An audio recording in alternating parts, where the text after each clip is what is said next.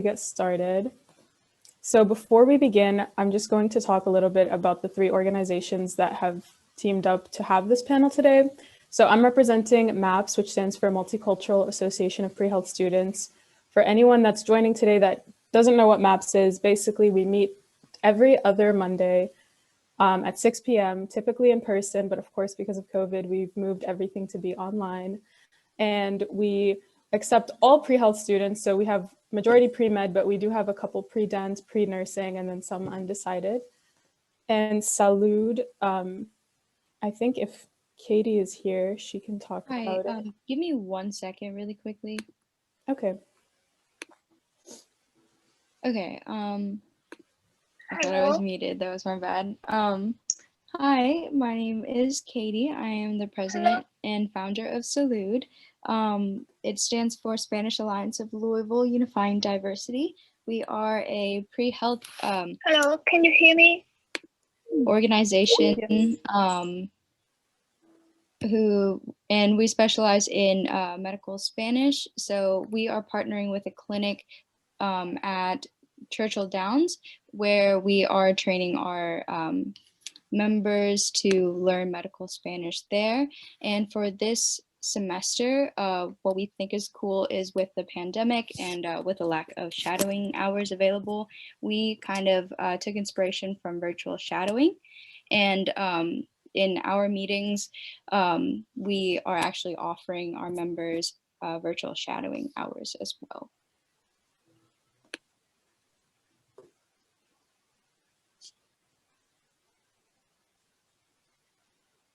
Hello everyone.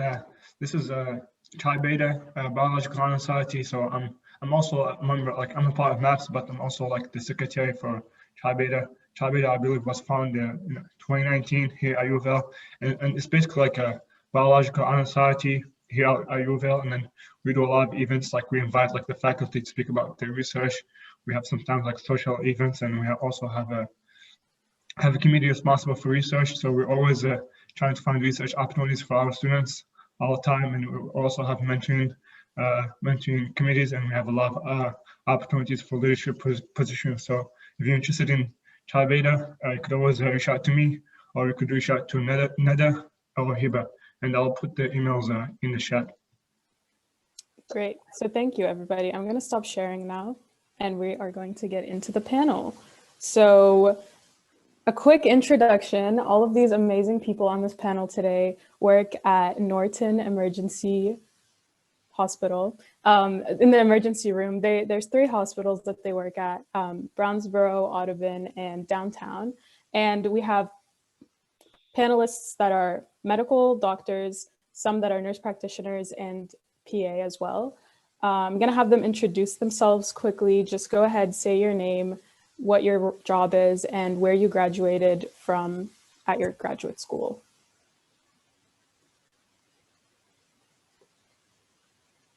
Well, I'll go ahead and start. I'm Jeff McAfee, and I graduated high school in '78, and then college in '83 and '85. I got a bachelor's and a master's degree, and then graduated from medical school at the University of Louisville in 1990. And then did a year of general surgery, and then the emergency medicine residency finished in '94 at the University of Louisville. Thank you. I guess who do you want next? Cindy, go ahead. Cindy, go ahead. I'm Cindy Ware. I am an ER nurse practitioner with Southern Emergency Medical Specialists, who are the group. We're the group that you're talking to today. I've been with them for 21 or 2 years. They put up with me that long. I graduated with my nurse practitioner degree from Spalding University here in Louisville in 1998. I've been a nurse since 1985, and I graduated from a school in Tennessee called Union University. Thank you. Okay, I'll just start calling names. So Zach, you can go next. I'm Zach Harris, Kentucky born and raised, went to UK for undergrad, and then med school at UK, and then residency in emergency medicine at UofL. And now I primarily work at Audubon, and I'm the medical director there. Great. And Josh? Josh Tillery. I went to Bellarmine from undergrad twice, and then I went to Spalding for graduate school for nurse practitioner, and I kind of float between all three. Awesome. And Sherry? Hey, I'm Sherry Adkisson, actually.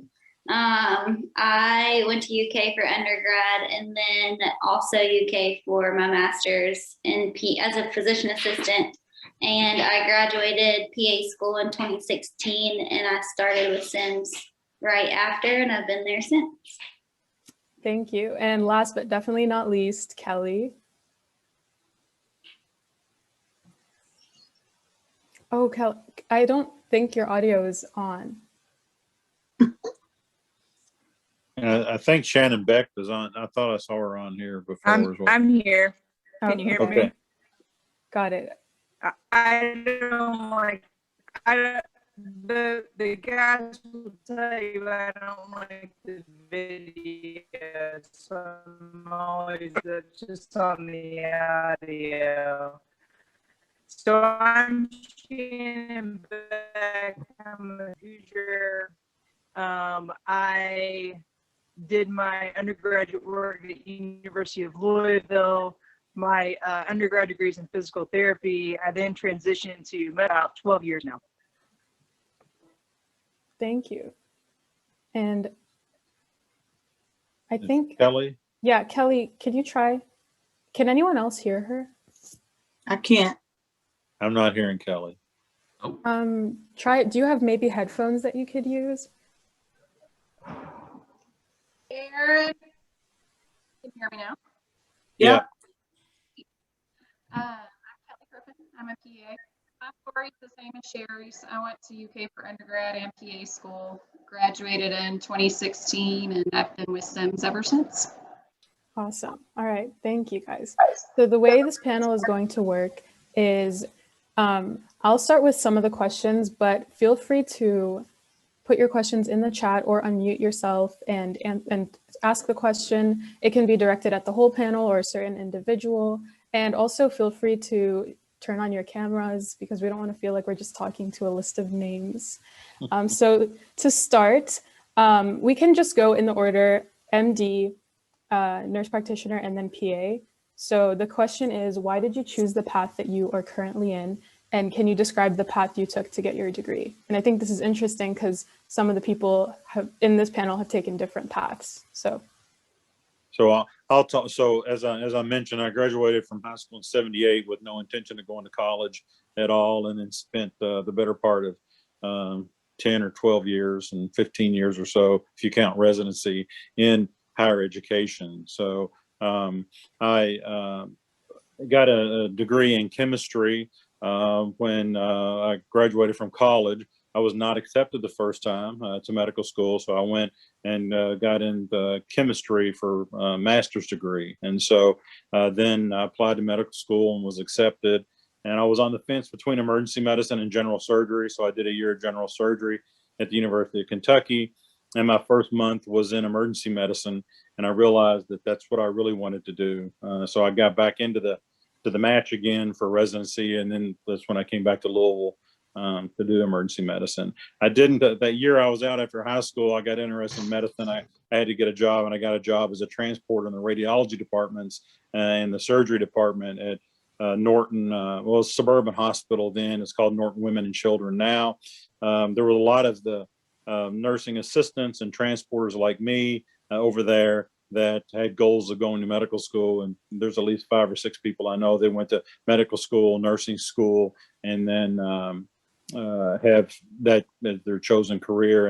And that's how I really got interested in medicine was through that job. great. Thank you.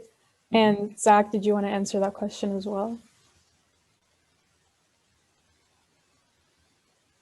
Sorry about that. Yeah, sure. So I was at UK. I really didn't know what I was going to go into. I was kind of like, I was never interested in pharmacy. I was never interested in dentistry. I really like science a lot. So I started teaching there, and I really liked teaching, but it just was not going to give me a very good lifestyle. I mean, you pretty much pinned. And I kind of wanted something that was a little more exciting and a little more hands-on. And so I got a job working as an orderly at Baptist in the OR, and I really liked, really liked anesthesia, but I found that I really liked sick people. Like I was always volunteering to go up to the ICU and try to like get the folks down who were the sickest, and most people really hated that. And so did my first chest compressions there and just kind of like fell in love with taking care of really sick people. Went to med school, did early decision at UK because I heard from some of the folks who went before me that they really liked the education there. They felt like it was not very competitive. It was more like a friendly kind of atmosphere. And I, as a educator, was also very, you know, that's how I like to learn. So I chose my med school based on that, and I was lucky to get in on my first try. And then I was kind of between, I liked chest surgery a lot. I like taking out tumors and stuff in lungs. But in order to do that, you have to do CT surgery and you have to do the cardiac component. I didn't really like cardiac surgery. I just found it fairly boring as a med student. And also the lifestyle was terrible. So I ended up doing a month in a podunk ER in the middle of nowhere in Kentucky, and just really loved it. I mean, just thought like it was the coolest thing to have people who were really sick and really needed you and they didn't know where else to go, or had like weird circumstances, and like you're the backup for all of society in the emergency department. I just thought that was such a cool thing to kind of be like the safety net or like the catcher in the rye and like try to help people before they go off the metaphorical cliff. So I really fell in love with that. And after a month of doing that, I was like, yeah, this is definitely what I want to do my whole life. And so I was pretty fortunate to get into UofL, and been doing it ever since. And it has a lot of ups and downs, but totally the right decision for my life. Couldn't be happier with going into this career for the right reasons. And I mean, it's a long road and it's hard, but it's the greatest joy I could ever imagine in my life. Thank you for that. That was really like heartwarming to hear that. And Dr. Becht. Well, I completely concur with Zach. I'll tell you, I think it's an excellent question because you're going to find that our paths getting into medicine are as varied as our personalities. And coming out of high school, I had two interests, sports and science. And so when I went to University of Louisville, I went on a tennis scholarship. That's how I crossed the river. And I did my undergrad degree. I was fortunate enough to get into physical therapy school on my first try. And then I completed that degree in 4 years. And then I had to do some post-bac classes. And as you know, it takes about a year to apply to get into medical school. So I was fortunate enough to get into medical school at UofL my first try. The reason that I chose emergency medicine actually probably stems from my undergrad degree in physical therapy. I enjoyed physical therapy. I enjoyed the training. One of the first classes you take as a physical therapy student is actually gross anatomy. You don't really do the internal aspect, but you do all of the muscles, the bones, attachments, nerves, innervations, etc. And I knew as soon as I was in that class that I was going to medical school, or at least that's what I wanted to do, because I just found it fascinating. And also, I chose emergency medicine because in physical therapy, you're really the last in line. If this doesn't work, that doesn't work, well, try physical therapy. And the diagnosis is fairly already made. And so I found that a bit frustrating, and I wanted to be the first in line. And there's nothing better to make that happen than emergency medicine, because you literally are the very first person to put your hands on the patients and really try to figure out what's going on with them. And I found that fairly exhilarating and challenging, and that really fit my personality better than anything else. So to me, it was a no-brainer. And I just bounced that off of, I think, what I found lacking in the physical therapy world. I knew I wanted to be the first one to see the patient when they hit the door. Yeah. So I think just like hearing those stories really like puts it into perspective that there isn't just one track to get to that MD degree. So thank you all for sharing. And now let's move on to nurse practitioners. So Cindy, you can go first. Okay. So when I graduated from high school, I had always wanted to do be in a profession where I could help people. And I floundered for a couple of years looking at teaching or psychology, and then had friends that were nurses and their jackets were really cool going to clinical. So I thought, well, you know what, maybe I could do that. That looks pretty cool. And honestly, I'm a praying person. I prayed about doing that. I felt called to do something that was helpful. And I got into the nursing program, and I've never looked back. So I did it the old school way, where as a nurse, you get your associate degree. And then I moved to Atlanta, Georgia, and I worked in Atlanta. And I worked with gastrointestinal surgeons and gastrointestinal patients.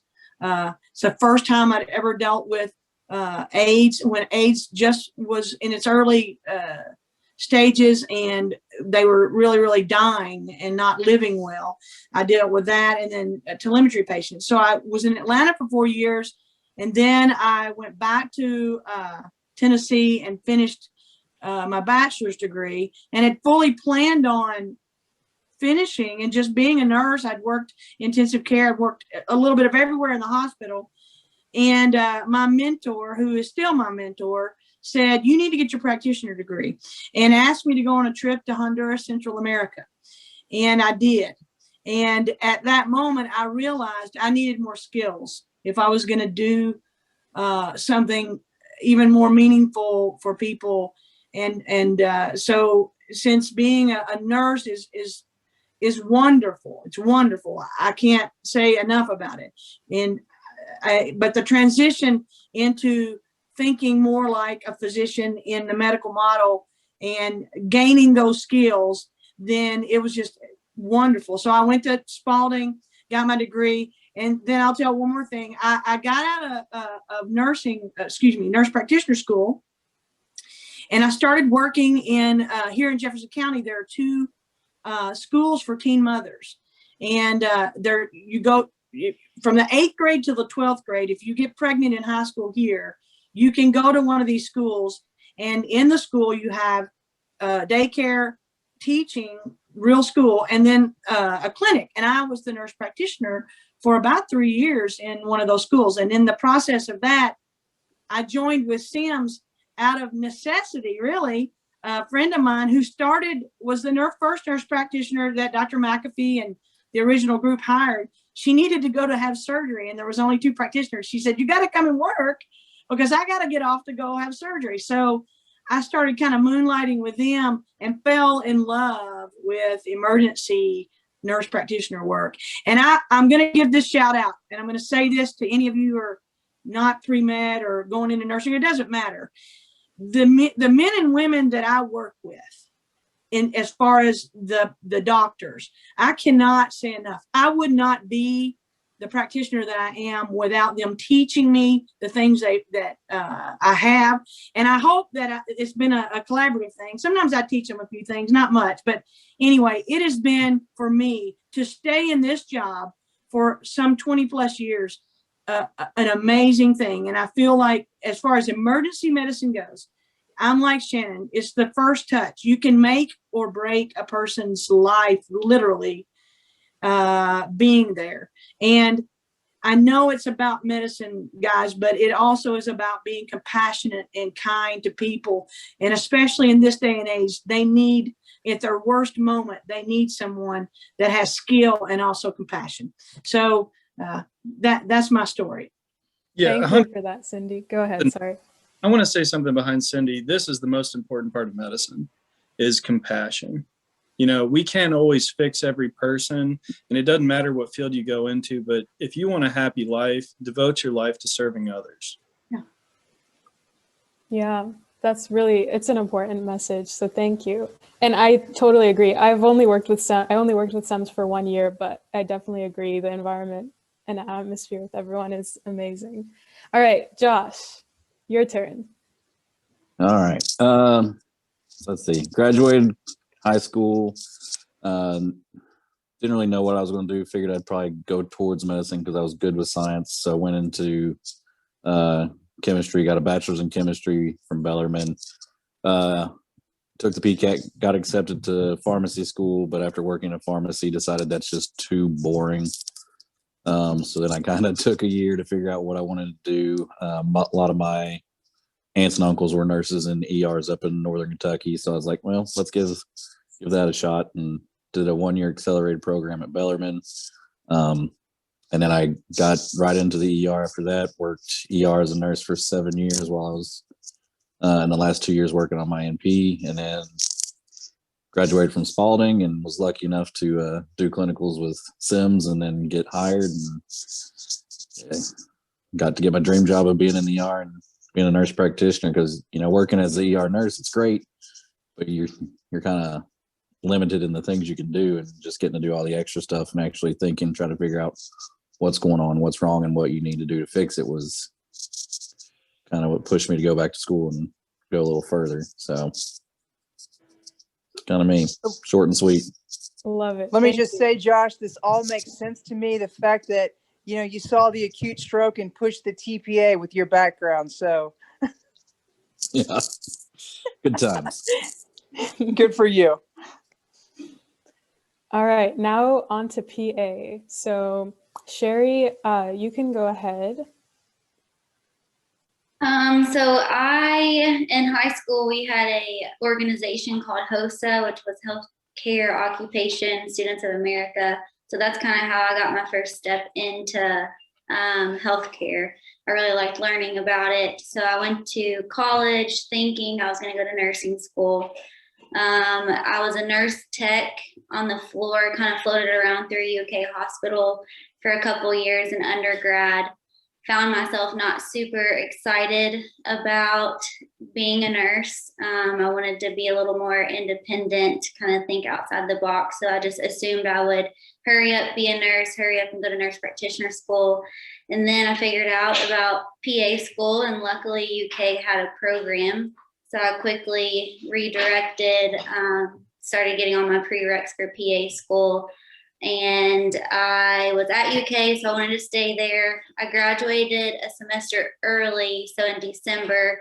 Luckily got into PA school, which started the next month. So it was a pretty quick, direct path. Went to PA school. I kind of thought I was going to go into neurosurgery because I did a lot of shadowing during PA school with a neurosurgeon, and I really liked it. I liked being in the hospital, I liked being in the OR. But then I did my elective and selective rotations through UK in neurosurgery, and it got very kind of just the same stuff over and over again. A lot of back pain, which was becoming quickly not very interesting. And luckily I had a very good preceptor who's our coworker, Dr. Hada. I did my emergency medicine rotation with him, and he was an awesome teacher. I liked all the flexibility in the ER, all the versatility that you see. You use a lot of what you learn in school. It kind of touches on every single thing that you learn, but then you realize you don't know hardly anything. You just know just enough to get by. And then I graduated. Luckily, Sims was hiring, spoke with Dr. Hada, started, and it was brutal starting out. I didn't really have any experience prior. All I was a student and a young person. So that was interesting starting, but I've quickly adapted and learned a lot, still learning a lot. And I really like being in the hospital setting. I like dealing with sick people. And I like every day is just totally different. You see all kinds of things, and it keeps your day-to-day interesting versus an outpatient setting. So Thank you for that. And Kelly? Can you hear me? Yes. My story is not quite so complex. I always kind of had an interest in the medical field.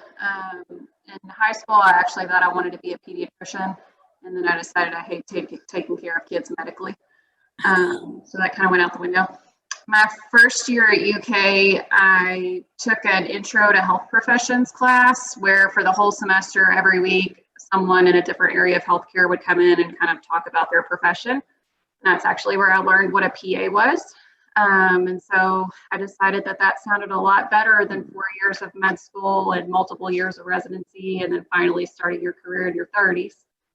So I kind of started to go the the pre-PA route, and luckily got into UK on my first go around. And I also did my ER rotation with Dr. Hada with this group, and then they contacted me in May, right before I was about to graduate, and asked if I was interested in a job, and here I am almost 5 years later. All right, thank you everyone for answering that. I'm going to open the floor to see if any of the students have any questions. Let's see. Oh, Zahib, go ahead. Yeah, so firstly, I wanted to thank all the panelists for coming out and meeting with us. So my question was, how has the pandemic affected the work environment in the emergency room? And I was wondering if a few or a couple of you could speak on that.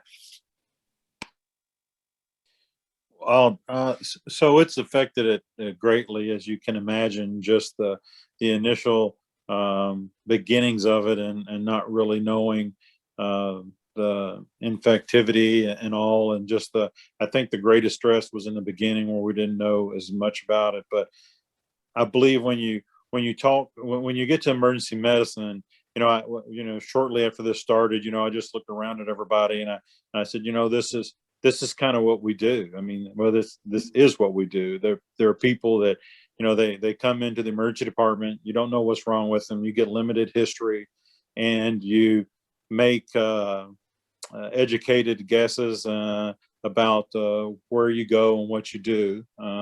And that's basically really what we did with the pandemic. We had limited information in the beginning.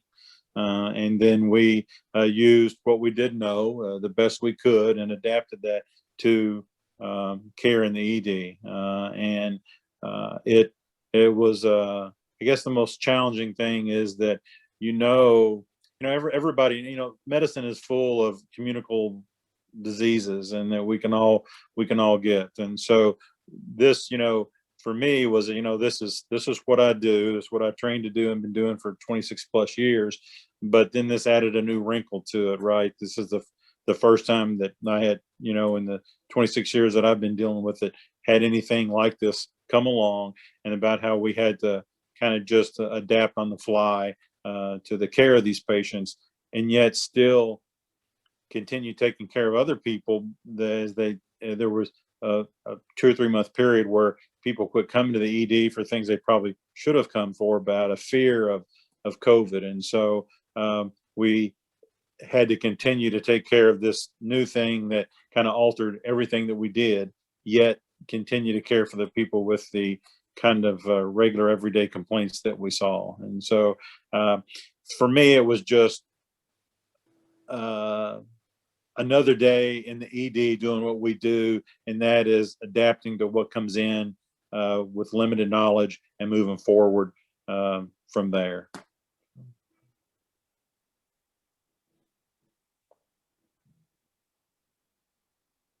All right, thank you for that. We can move on to the next question if anyone has one. Yeah, I have a question. First, I wanted to thank everyone for coming. Thank you so much for taking time out of your day to be here with us. So my question was, if you could talk about some of the pros and cons of being in the field that you're in and in your profession.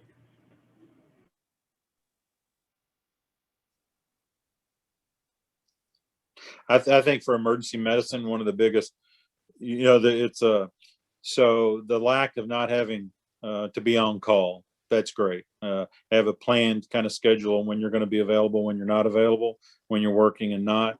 That being said, the other side of that is if you're in internal medicine or general surgery and you happen to be on call on holidays, you could be at home and take call and not have to come in to do anything.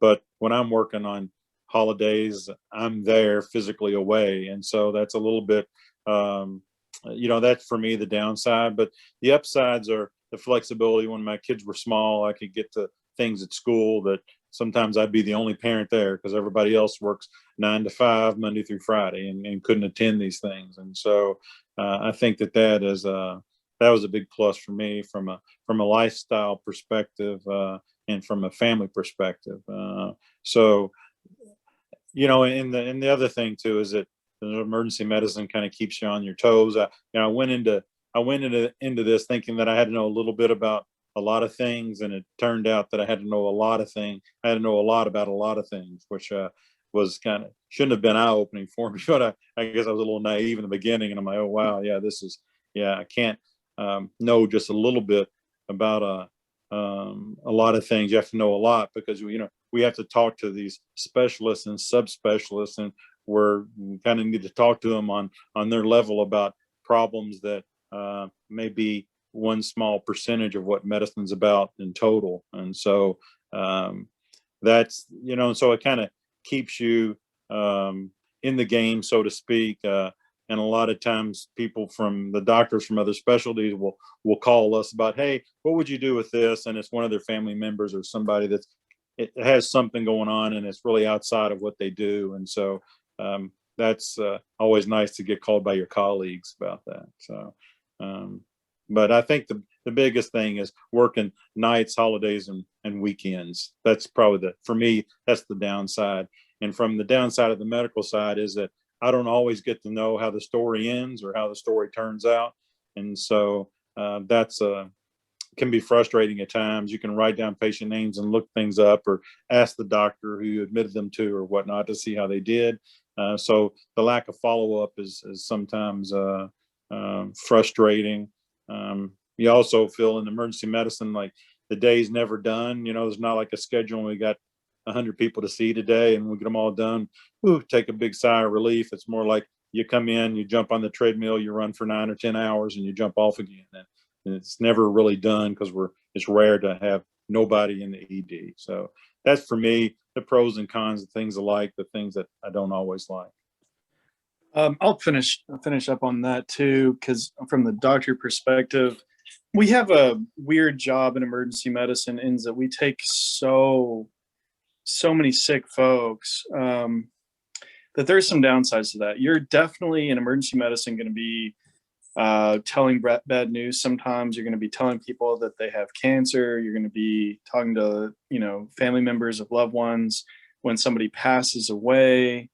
You're an emergency doctor, so if somebody dies at home, they're coming to you, and you're going to be the one to either get them back or pronounce them. And so you end up talking to a lot of families. You see hundreds and hundreds and hundreds of deaths. I don't know, I've been doing this for less than 10 years, and I've probably already seen 1,000 people die. And that's a burden. That's a hard thing. We like to talk about emergency medicine is that, like, you don't have to take it home with you.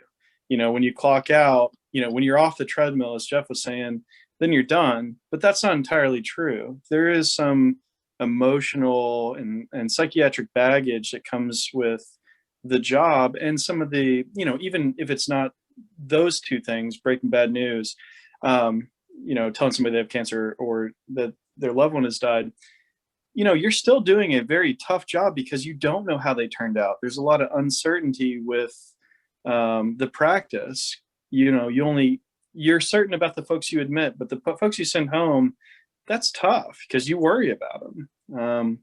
So there's some downsides there. But if you look for reasons to have downsides, then, that's probably a disposition issue.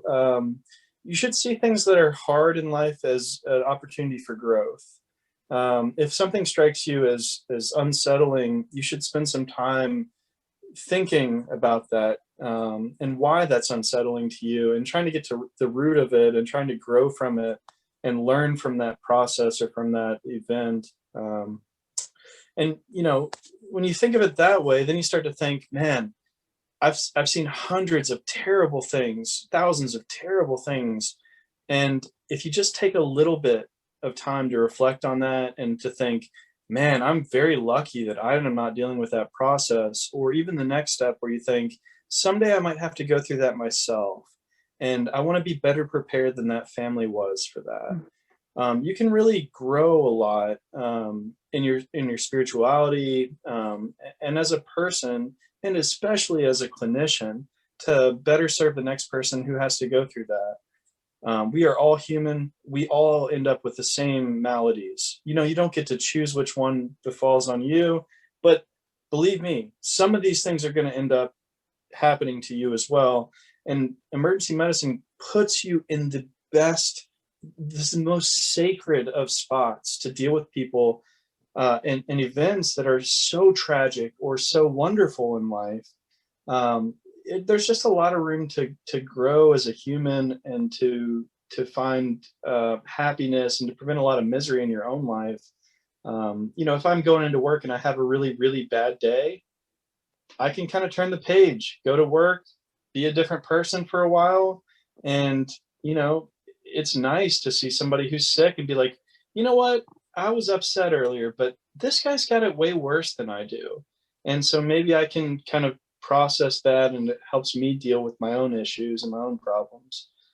So kind of another point is just, you know, there's a lot of bad in emergency medicine, but it's only in your head. You know, if you take it as something that you can transform into something positive and grow from it, you know, it's a really wonderful field. Yeah, it's emergency medicine. So if you think you're having a bad day and you're working in the emergency department, you're gonna, it kind of puts you in your place sometimes, because you may be thinking you're having a bad day, but then you're taking care of people who are really having a bad day. And it's, you know, humbling when you think that you're, you know, upset about something going on in your own life or something happened. And then you get to work and you take care of somebody who has some horrible disease process or accident. It kind of brings you back a little bit. Yeah, and life's not so bad. I was going to add to that, you know, in emergency medicine, we have a fairly narrow perspective on it. You can be different types of physicians can get involved in different spectrums of patients and their various illnesses. We have a limited perspective because we are only involved in the very acute stage, generally 1 to 3 hours. We generally do not take care of patients longer than 3 hours, and we're done with them. And we may see them in 3 months. We may see them in 3. We may never see them again. There are different types of specialties that maybe you take care of somebody at the end of the spectrum of their illness. Maybe you're an oncologist or palliative medicine. Maybe you're someone like family medicine or internal medicine, where you take care of people from beginning to end, and you take care of them for 20 or 30 years. Not only do you take care of them, but you take care of their family members. You know, once you have a reputation, then you'll find that all these referrals suddenly come to you. I know that there's an internal medicine doctor within the Ottoman system, and my mother sees her, my brother sees her, my dad sees her, and now my nephew sees her. And it's just literally, you can take care of someone's entire family. And so just keep in mind that even though we're all emergency medicine and we all kind of think the same way, there are different perspectives out there, and medicine is really unlimited. And there are people who I personally enjoy taking care of people for a very limited period of time. I do not want to see them again. But there are other folks that does not suit them well with their personality, and they want to have follow-up, and they want to know the outcome of, you know, their illness or what happens to them. I can go to bed not knowing, and that's fine with me. But there are other folks who would never choose emergency medicine because they want to follow that patient through the months or the years. And so there's a tremendous amount of opportunities in medicine. You don't have to just be, you know, branded as being like the acute care doctor. And trust me, if you do emergency medicine, you'll do a lot of family practice, and you're going to see a lot of patients over and over and over again if you stay in one place. So. All right, thank you for that. So for the sake of time, I'm going to move on to the next question. In the chat, someone is asking, so a few members of the panel mentioned that compassion is very important to healthcare workers. What other traits would you say are essential to successful healthcare workers? Energy. Need energy. Did you say caffeine, Cindy? You said caffeine? Caffeine is important. Peanut butter and crackers. Having a big bladder so that you can not have to go to the bathroom. No, seriously. Well, those things are important, but I think that you have to stay current. And I think that during COVID, the guys did something, I don't know who did it, but it was an amazing thing because, you know, we're so busy. We don't often get to sit and talk with each other about stuff. but they did a WhatsApp group with us, and people put articles in there about COVID, about other things. So you need to stay current and knowledgeable and read. So I think those are important things. Good. But by far, compassion is the most important. Absolutely. Amen. Yeah. Anyone else have anything they want to add to that? Maybe someone we haven't heard from as much. I would say definitely in emergency medicine, you're going to have to be really good at multitasking because people come at you left and right. You rarely will get even 3 to 5 minutes for a single thought process without somebody interrupting you. And I'm just a PA. The attendings get bombarded 10 times more because they have to sign EKGs from patients in the waiting room that they have no idea why they even checked into the ER, what's going on. And this is while they're maybe in the middle of a code or doing God knows what. But you will get interrupted all the time. And you have to be okay with that because people need your help, nurses need your help, techs need your help, patients need your help. So you got to be able to stay focused and keep moving on.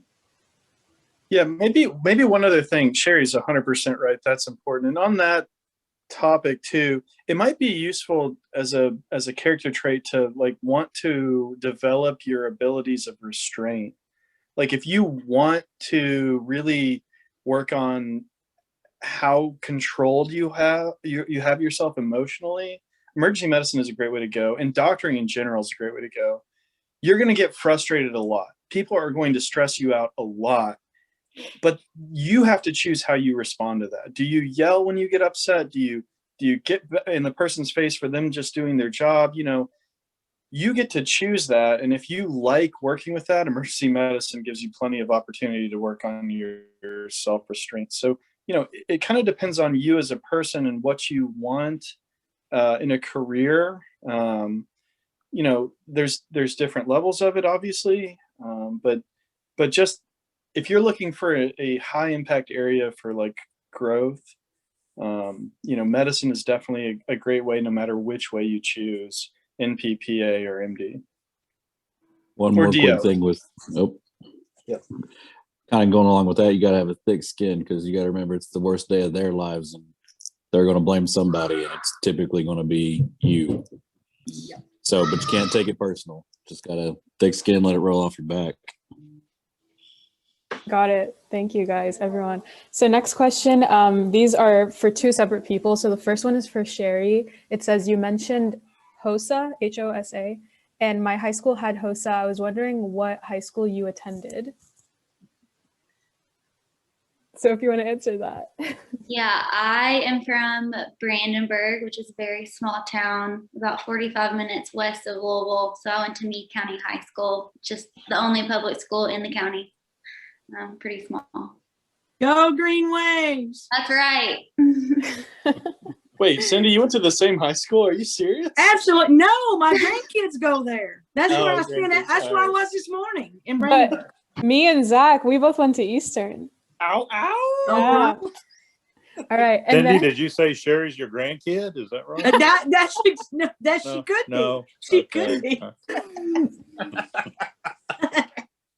and then this one is, it says it's for Dr. McAfee. You mentioned that you graduated with a degree in chemistry. Any advice for people that are taking organic chemistry or those who will take it in the future? Your best Survive. organic chemistry advice. Yeah. So I'm not the one to ask. I hated organic chemistry. I hated it with a passion. I got C's in organic chemistry, and I was glad and happy, and I took that to the bank. And I Look where you're at now. And so I liked. Wait, so you're saying there's a chance I could get accepted with a C? Yeah, I do. You know, so it's real important. I'll tell you, it's really. I don't know, the things have changed from admissions now, but back when I was doing it, you know, GPAs were GPAs, but the equalizer was the MCAT, and you could have mediocre grades but very good MCATs and get in. You could have mediocre MCATs and very good grades and not get in. And so I think that, yeah, for as far as organic chemistry goes, study it, try and beat it in your head, and then just try and get away from that. But my focus of research when I was in physical chemistry, which was more, obviously more, I loved mathematics and physics. And so for me, that portion of chemistry was really great. And I loved that. And sometimes I sit back and think, and this is something you should think about any career you go to, because I really liked math and physics and chemistry. And I thought, well, somewhere along the way, I wondered if I would have liked to have done chem engineering, because I think I would have put all of that in one package for me. But when I have later sat around and thought about it, is that most careers that you get into as you advance and you go along in years and you go up the ladder, you end up not doing what you were doing, right? So if I'm a chem engineer, I start in the bench or in the plant, and then as you advance, you get more into administrative role, and to the point where you kind of transition out of the basics of doing mechanical or chemical engineering, and then into management and managing of people and things. And so in medicine, I'm still 26 plus years, and I'm still taking care of people every day, as well as having some managerial components while you're in the department and all. And so I think that's one of the great things about it. But yeah, I've got no answers on organic chemistry. I'm just, doesn't make much sense to me. I can help on this. I used to teach organic at UK. So you got to learn how to push electrons, and in organic 1, you don't have to do that. Just make flashcards. But if you want to get an A in organic 2, you're gonna have to learn to push electrons. And there's a book that's like, I don't know, like 80 pages, called Pushing Electrons by a guy named Weeks, that I used to refer to all my students. And if you just get a weekend to spend some time and not have to study for a test or anything, just breeze through that book. It'll teach you about stability, and then you can just look at any two chemicals and say how they're going to react. It takes a lot of the mystery and the guesswork out of it. So yeah, anyways, it's just called Pushing Electrons. Oh yeah, somebody put a link up. That one's pretty good. I have one more thing to add to that. I had to take it. I worked in undergrad, and I had to use my work money to pay for a tutor to pass, and it worked. So don't be ashamed to get a tutor, or be too cheap to pay for one. Yeah, 100%. That is a great point. Take pride out of the equation for the rest of your career. Just do what gets you, because everybody's different, just do what works for you, and forget what your friends are doing, forget what anybody says. Just really try to be introspective and say, you know what, this is what works for me, or I need help, I'm not doing well, and then reach out. We all need each other. If you want to do it, you just have to do what it takes. And if it takes some extra studying or tutoring or whatnot, you just have to do that. And but yeah, I don't use a lot of organic chemistry these days. I'll just, so. Or chemistry in general. I'm still using a lot of math, though. I can tell you that. Yeah. You just need to learn to practice math with somebody yelling at you that somebody's dying if you don't get the answer right. Yeah. And the organic chemistry lab was great. I like that. So I did okay in that. But yeah, I was glad that I did my 10 hours and I did no more. Well, there you go, Javier. So don't worry too much about Orgo. Okay, so Andy asks, what are the best moments of your job? So we can have just a couple of you answer that, because there's a couple more questions in the chat.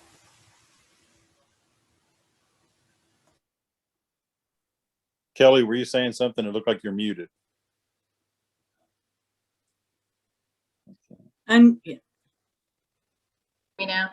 yeah. Yeah, now it can. Best moments, I guess, philosophically, the best moments are when you get to go in and tell a patient that they don't have cancer, that they were worried was causing their chest pain or things like that. But my favorite parts of the job are probably the procedures. So that's one of the reasons that I like emergency medicine so much, just because it's so hands-on.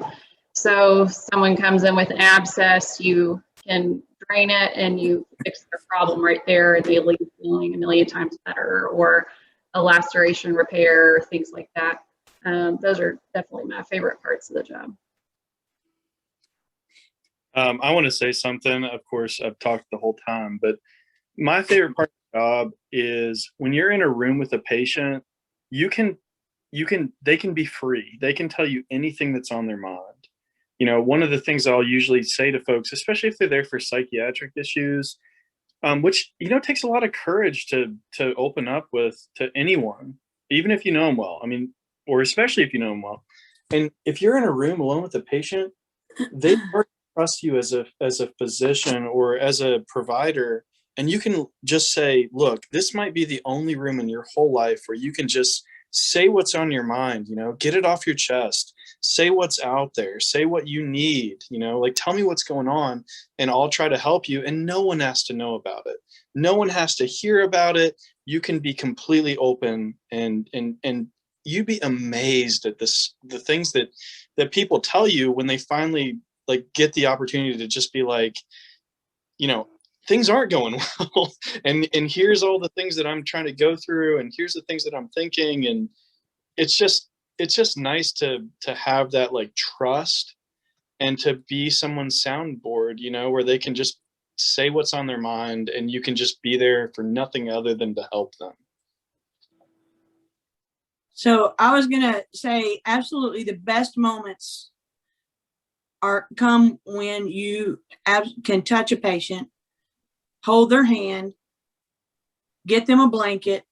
I know this doesn't sound all sexy and everything, but literally it is the greatest moment when you can calm their fears because they are afraid. And then some of them are angry. And if you can, literally most of them think that you're not going to listen to them because maybe they've been to other doctors.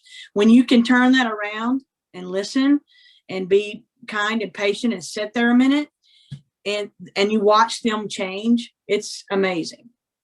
You watch. I would have to say that too.